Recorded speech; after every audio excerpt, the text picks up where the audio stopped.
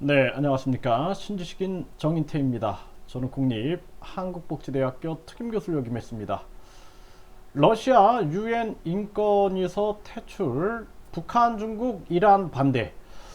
요즘에는 이렇게 러시아 문제로 세계가 시끌시끌한데요. 이 가짜 뉴스, 유언비어를 퍼뜨리는 경우가 되게 많아요. 그래서 뭐 제게 연락하는 분들도 뭐 러시아의 푸틴이 뭐 나치 세력을 제거하기 위해서 또 뭐 우크라이나를 뭐 해방하기 위해서 뭐 우크라이나의 나쁜 세력을 제거하기 위해서 정의로운 자다 막 영웅시하고 있는 거예요.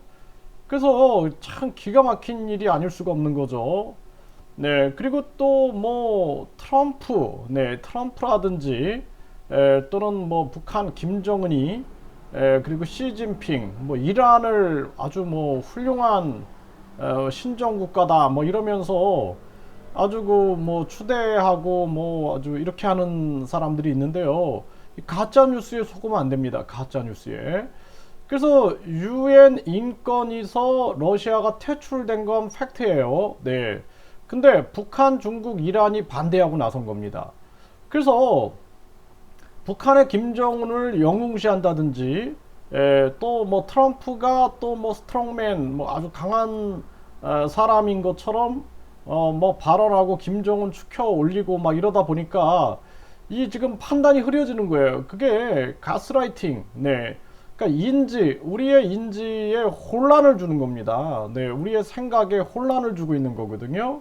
네, 또 중국의 시진핑이 뭐 영웅인 것처럼 그래서 뭐 제 그 SNS 친구로 있는 분도 아주 뭐 시진핑을 영웅시하고 그러는데 알고 보니까 중국인 한국 국적 취득자예요. 네, 그래서 뭐 SNS다 보니까 잘 몰랐는데 나중에 보니까 뭐 중국의 공산당 창건일에 대해서 아주 찬양하는 글을 올렸길래 깜짝 놀랐습니다.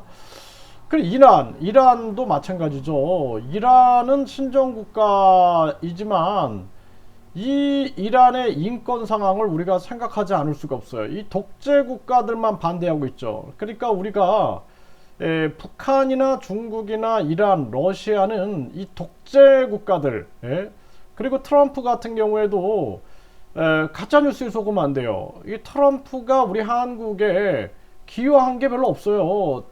자국민들, 미국인들을 위하여 자기 이익을 위하여 자국 우선주의를 실행했기 때문에 미국에는 뭐 지지자들이 있을 수 있으나 한국에서는 뭐 김정은하고의 평화쇼 이런 것 때문에 결국에는 뭐 문재인, 김정은, 트럼프 해가지고 평화쇼 하는 바람에 우리 국민들만 아주 그 이 평화로 가장한 안보 위기를 겪는 그러한 상황이 온 겁니다. 그래서 우리가 이 지금 러시아 상황을 보게 되면은요, 이 가짜뉴스 공범 못하겠다 사편에는 러시아 언론인들, 이게 러시아에도 양심 있는 세력이 있는 거죠.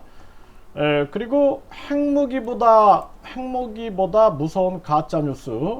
이 가짜뉴스가 얼마나, 그러니까 전쟁할 때 가짜뉴스를 퍼뜨리는 거예요. 혼란을 주려고.